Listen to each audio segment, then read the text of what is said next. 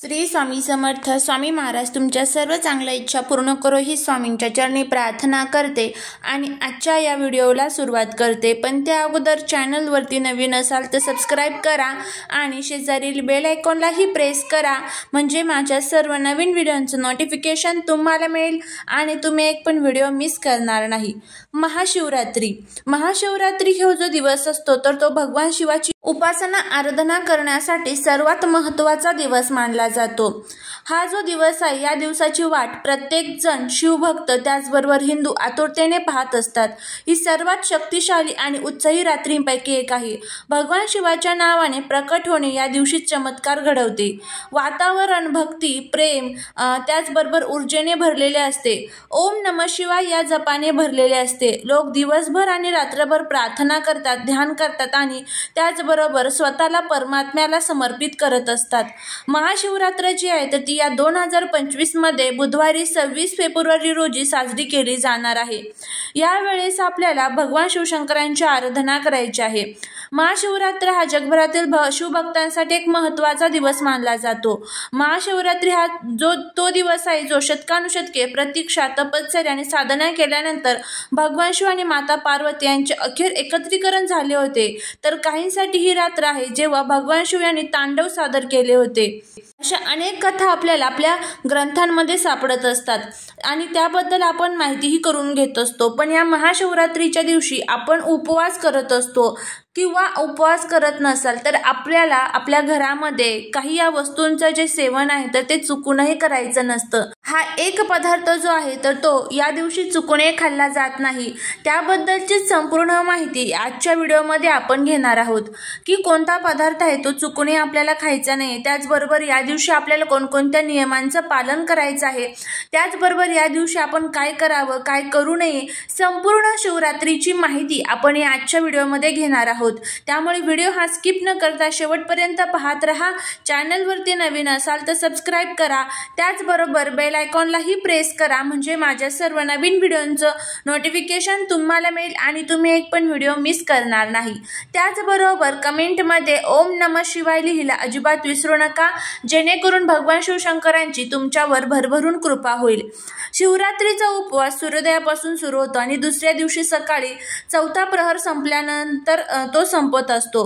भाविक तामसिक स्वरूपाचे कोणतेही अन्न या दिवशी खात नाही. या दिवशी आपल्याला प्रत्येकाने घरामध्ये दिवसभर शांतता, संयमी राहावे, राग टाळावा, दिवसभर आध्यात्मिक कार्यात घालावा. त्याचबरोबर तुमच्या आजूबाजूला जर कुठे शिवलिंग असेल तर शिवलिंगाच्या तिथे जाऊन तुम्हाला भगवान शिवशंकरांचा अभिषेक करायचा असतो. तिथे गेल्यानंतर शिवलिंगाला अर्पण केलेले दूध आपल्याला शांती मिळवून देत असते, जीवनासाठी आशीर्वाद देत असते. मधामुळे जीवनात आणि नात्यांमध्ये समृद्धी आणि गोडवा येत असतो.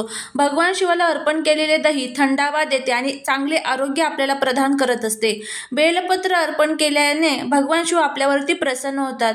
शिवाला उसाचा रस, गंगाजल आणि चंदन देखील अर्पण केले जाते.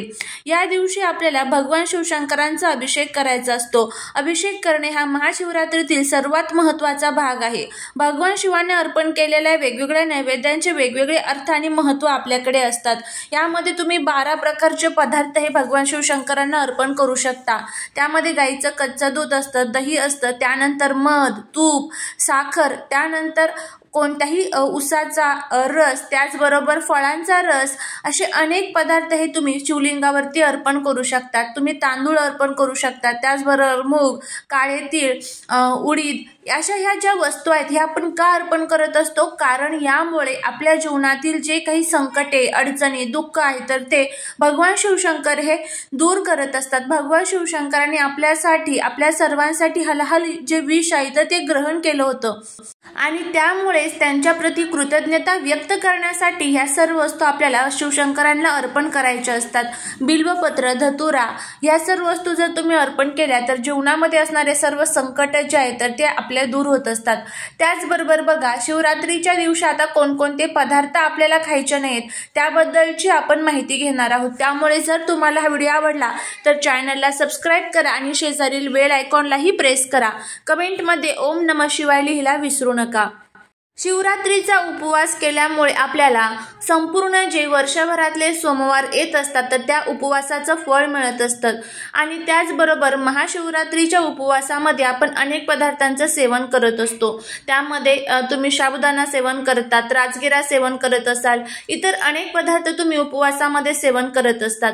पण हा जो एक पदार्थ आहे तर तो भगवान शिवशंकरांच्या उपवासामध्ये संपूर्णपणे वर्ज्य मानला जातो। बघा आपण किती उपाय करतो, या दिवशी किती सेवा करतो, आपण रुद्राभिषेक करतो, आपल्या घरामध्ये नमः शिवाय, ओम नमः शिवाय, श्री शिवाय नमस्तुभ्यम या सर्व स्तोत्रांचा आणि मंत्रांचा आपण पठण करत असतो। आणि आपल्याकडनं ह्या चुका होतात।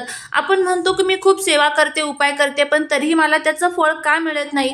कारण ह्या ज्या चुका आहेत तर त्या आपल्याकडनं होत असतात। त्यामुळेच आपल्याला त्या गोष्टींचं जे फळ आहे तर ते मिळत नाही।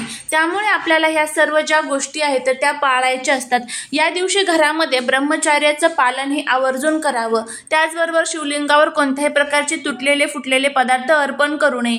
त्याचबरोबर या दिवशी आपल्या पत्नीचा चुकूनही अपमान करू नये, वयोवृद्धांचा अपमान करू नये। त्याचबरोबर या दिवशी चुकूनही बेलाच्या झाडाची पानंही तोडू नये। आपल्याला आदल्या दिवशीच बेलाची पानं जी आहेत ती तोडून ठेवायची असतात। या दिवशी कोणत्याही झाडाची पानं, फुलं ही चुकूनही तोडू नये। कोणाचा आपल्याकडनं अपमान होणार नाही याची आपल्याला काळजी घ्यायची असते। त्याचबरोबर या दिवशी जर आजारी व्यक्ती असेल, गरोदर महिला असतील, आजारी स्त्री असेल, पुरुष असेल, त्यांनी चुकूनही उपवास करू नये। तुम्हाला जर शक्य नसेल तर, शक्य असेल तर तुम्ही केला तरीही चालेल, पण आपल्या तब्येतीची काळजी घेऊन आपल्याला उपवास करायचा असतो। या सर्व नियमांचं पालन करून आपल्याला ह्या ज्या गोष्टी आहेत तर त्या करायच्या असतात। आता कोणता पदार्थ जो आहे तर तो आपल्याला या दिवशी खायचा नाही। त्यामध्ये बघा, जर तुम्ही उपवास करत असाल तर तुम्हाला भगर जो आहे तर तो पदार्थ चुकूनही या दिवशी भगवान शिवशंकरांच्या उपवासामध्ये खाल्ला जात नाही। सोमवारचा जो उपवास असतो, आता बऱ्याच जणांना माहित असेल की सोमवारी सुद्धा आपण भगर जी आहे तर ती खात नसतो। भगर ही भगवान महादेवांच्या पूजेमध्ये संपूर्णपणे वर्ज्य मानलेली जाते। त्यामुळे भगर ही चुकूनही या दिवशी खाऊ नका। या भगरला काही ठिकाणी वरई देखील म्हटलं जातं। सर्वांनाच भगर ही माहीतच असेल। त्यानंतर या दिवशी आपल्याला जे सफेद मीठ असतं बघा तर त्याचंही सेवन संपूर्णपणे वर्ज्य असतं। त्याऐवजी आपल्याला सेंधव मीठ जे असतं तर त्याचं सेवन आपण करायचं असतं। त्याचबरोबर या दिवशी तुम्ही मग बाकीचे जे पदार्थ आहेत तर ते खाऊ शकता। मग तुम्ही राजगिरा खाऊ शकता, साबुदाणा खाऊ शकता, फळहार घेऊ शकता, दूध घेऊ शकता, चहा, कॉफी हे सर्व पदार्थ तुम्ही या दिवशी खाऊ शकतात। पण भगर आणि जे सफेद मीठ असतं तर ते चुकून या दिवशी खाल्लं जात नाही। त्याचबरोबर या दिवशी जर तुम्ही उपवास करत असाल तर या उपवासाच्या जे तेल आपण वापरत असतो पदार्थ शिजवण्यासाठी, यामध्ये तुम्ही सोयाबीन तेल आणि सूर्यफूल तेल चुकूनही वापरू नका। या दिवशी एकतर तुम्ही तुपाचा वापर करू शकतात किंवा मग तुम्ही जे शेंगदाणा तेल असतं तर त्याचा वापर करू शकतात। ह्या सर्व गोष्टी आपल्याला पाळायच्या असतात आणि ह्या सर्व गोष्टींचं पालन जर आपण केलं तरच आपल्याला आपण केलेल्या सेवेचं, पूजेचं आणि उपायांचं फळ हे मिळत असतं, हे नेहमी लक्षात ठेवा। त्याचबरोबर आता या दिवशी आपल्याला जर तुम्ही उपवास करत नसाल तर काय काय तुम्हाला खायचं नाही ते आपण बघूया। जर तुम्ही उपवास करत नसाल तर तुम्हाला कांदा, लसूण, नॉनव्हेजचे जे पदार्थ आहे तर ते चुकूनही तुम्हाला या दिवशी खायचे नसतात। कांदा, लसूण तुम्ही या दिवशी संपूर्णपणे वर्ज्य करायचा असतो। नॉनव्हेजमध्ये तुम्ही मांस, मटण, मच्छी, अंडी हे चुकूनही या दिवशी खाऊ नका। तांदूळ सुद्धा या दिवशी खाल्ले जात नाही। अशा पद्धतीने आपल्याला या सर्व नियमांचं जे पालन आहे तर ते करायचं असतं। भगवान शिवशंकरांच्या पूजेमध्ये आपल्याला केतकीची जी फुलं असतात, ज्याला काही ठिकाणी चाफा म्हटलं जातं, ही चाफ्याची फुले संपूर्णपणे वर्ज्य असतात, याचंही पालन आपल्याला करायचं असतं। त्याचबरोबर तुळशीपत्र सुद्धा भगवान शिवशंकरांवरती अर्पण केले जात नाही। त्याचबरोबर शंखाने, म्हणजे आपल्याकडे शंख असतो आणि त्या शंखाने आपण अभिषेक करत असतो, तर हे शंखामध्ये पाणी घेऊन चुकूनही भगवान शिवशंकरांवरती अभिषेक करू नका। शंखामध्ये जर आपण पाणी घेऊन त्याने जर भगवान शिवशंकरांच्या शिवलिंगावरती अभिषेक केला तर त्याचे अनेक वाईट दुष्परिणाम हे आपल्याला भोगावे लागत असतात। त्यामुळे तांब्यामध्ये पाणी घेऊन नंतर तुम्हाला ते शिवलिंगावरती अर्पण करायचं असतं। ह्या सर्व गोष्टी ज्या आहेत तर त्या आपल्याला या दिवशी पाळायच्या आहेत आणि ह्या जर पाळल्या तरच आपल्याला संपूर्ण व्रताचं फळ मिळेल आणि त्याचबरोबर आपल्या जीवनातील सर्व संकटे जे आहेत तर ते दूर होतील। झालेली सेवा ही महाराजांच्या चरणी रुजू करते। तुम्हाला जर हा व्हिडिओ आवडला असेल तर लाईक, शेअर आणि सबस्क्राईब करायला विसरू नका। श्री स्वामी समर्थ।